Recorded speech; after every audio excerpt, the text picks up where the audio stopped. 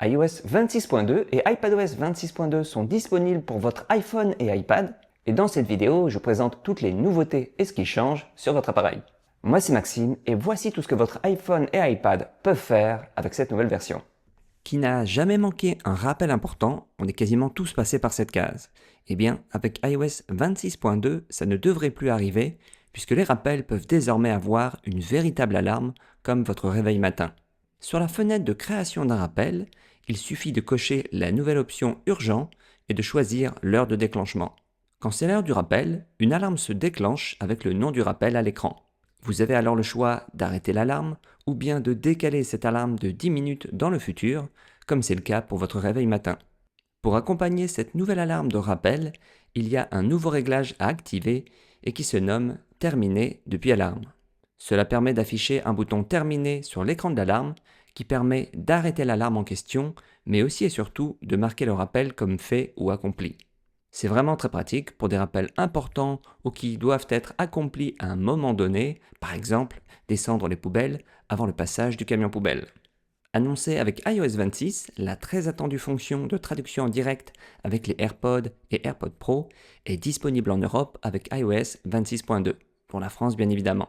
Pour rappel, quand une personne vous parle en langue étrangère et que la traduction en direct est activée, vous pouvez entendre dans vos oreilles presque en temps réel la traduction en français. Pour utiliser cette super fonctionnalité, il faut au minimum un iPhone 15 Pro et des AirPods 4 ou des AirPods Pro 2 ou 3. Apple Intelligence doit aussi être activé sur votre appareil. Si l'autre personne n'a pas d'AirPods, vous pouvez utiliser l'app Traduire et parler de manière naturelle, puis votre iPhone affiche vos propos dans sa langue, comme ça vous pouvez chacun vous comprendre. C'est aussi dans l'app Traduire que vous choisissez la langue à traduire ainsi que la vôtre. Il peut parfois être nécessaire de télécharger la langue parlée de votre interlocuteur, en sachant que pour le moment, les langues supportées sont le chinois, l'anglais, l'espagnol, le français, l'allemand, l'italien, le japonais, le coréen et le portugais brésilien.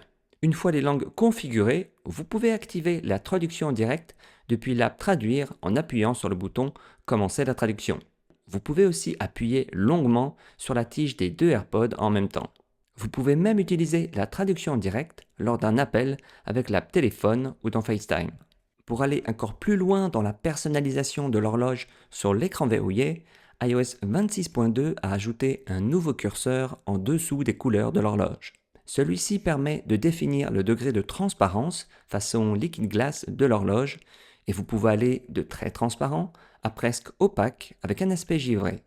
iOS 26.2 ajoute une nouvelle fonction pour les utilisateurs d'Apple Music, il s'agit des paroles hors ligne.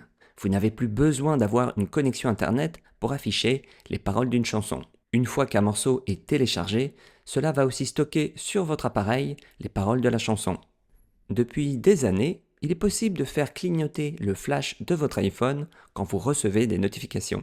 Avec iOS 26.2, il y a une deuxième possibilité, c'est celle de faire clignoter l'écran quand vous recevez une notification.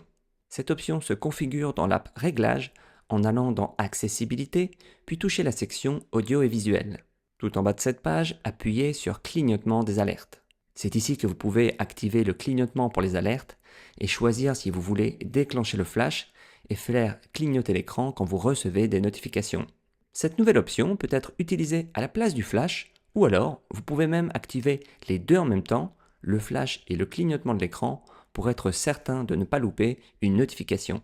Avant de vous montrer les autres nouveautés et changements d'iOS 26.2, je tiens à vous parler du sponsor qui a rendu cette vidéo possible. Il s'agit de Surfshark, l'un des VPN les plus utilisés et appréciés des utilisateurs, avec pas moins de 25 000 avis positifs sur Trustpilot. Un VPN aujourd'hui, ça sert à quoi? Ça permet entre autres d'éviter que votre employeur, votre fournisseur d'accès ou même l'État puisse savoir ce que vous faites sur Internet. Le droit à la vie privée, c'est pas réservé qu'aux taupes sous la terre. Avec un appui sur un bouton, votre trafic est chiffré et redirigé vers les serveurs sécurisés de Surfshark partout dans le monde. Ces serveurs vous permettent également d'accéder à un catalogue de contenu qui est normalement indisponible en France sur vos services de streaming.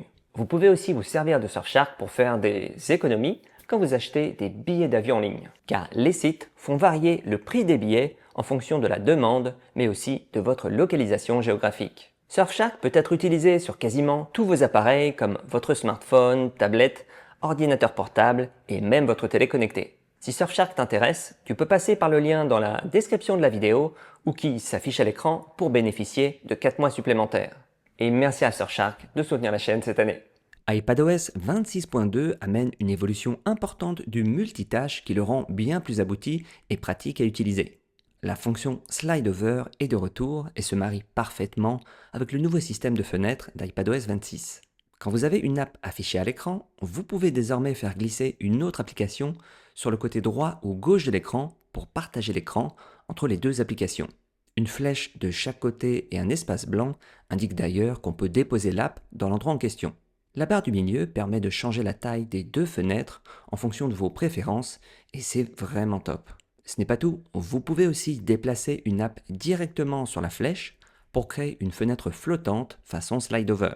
Cette fenêtre peut être déplacée à gauche ou à droite de l'écran et vous pouvez aussi la cacher en la faisant glisser sur le bord de l'écran. Pour la faire réapparaître quand vous en avez besoin, il suffit de faire glisser le doigt latéralement en partant du bord de l'écran où elle est cachée. Cette évolution du multitâche le rend bien plus abouti et pratique à utiliser au quotidien, en tout cas d'après mon expérience. Dans les réglages de l'application mot de passe, il y a une nouvelle section appelée « Afficher les sites web exclus ».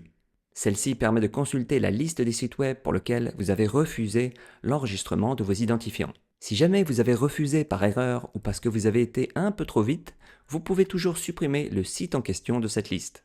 De cette façon, la prochaine fois que vous vous connectez sur ce site, il vous sera proposé d'enregistrer les identifiants dans mot de passe.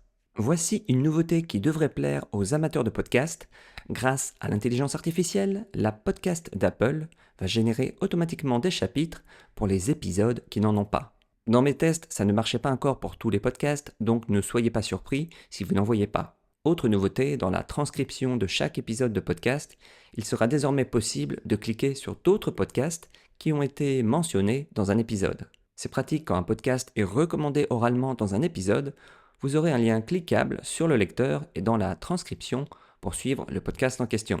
Pour les utilisateurs de CarPlay, iOS 26.2 permet maintenant de désactiver la vue comprenant les messages épinglés de l'application Messages et donc de revenir à l'ancienne interface plus simple. L'application Jeux d'Apple embarque 3 nouveautés. La première, ce sont des filtres qui permettent de trier nos jeux par catégorie, par taille et plein d'autres filtres. Par exemple, si vous voulez afficher les jeux les plus gourmands pour les effacer et récupérer de l'espace de stockage. La deuxième nouveauté, c'est la possibilité d'utiliser une manette de jeu pour naviguer dans l'application. Enfin, la troisième, c'est le suivi des scores et des défis. Vous pouvez ainsi consulter vos scores actualisés en temps réel pendant vos parties. Si vous utilisez votre Apple Watch pour suivre vos nuits de sommeil comme moi, sachez qu'Apple a revu le score de sommeil pour qu'il soit plus réaliste. Auparavant, ce score était trop gentil pour vos nuits de sommeil et ne reflétait pas vraiment la réalité, en particulier en cas de mauvaise nuit. Voici les nouveaux scores pour les 5 niveaux, très élevés ça va de 96 à 100, élevé de 81 à 95, passable de 61 à 80, faible de 41 à 60 et très faible de 0 à 40. Apple a pris la décision de désactiver la synchronisation des réseaux Wi-Fi entre l'iPhone et l'Apple Watch, et ça veut dire que les réseaux Wi-Fi enregistrés sur votre iPhone ne sont plus automatiquement synchronisés avec votre Apple Watch. Il vous faudra maintenant vous connecter manuellement au nouveau réseau Wi-Fi sur votre Apple Watch. Si Apple a fait cela, c'est parce que l'Europe lui a demandé de partager l'historique des connexions Wi-Fi de l'iPhone avec des accessoires tiers, ce que Apple a refusé pour des raisons de sécurité. D'où la décision de désactiver cette fonction importante entre l'iPhone et l'Apple Watch. Connaissez-vous les autres nouveautés majeures d'iOS 26 ? Eh bien, si ce n'est pas le cas, je vous recommande la prochaine vidéo qui s'affiche à l'écran pour les découvrir. Sur ce, c'était Maxime et je te dis à bientôt dans la prochaine vidéo. Allez, ciao!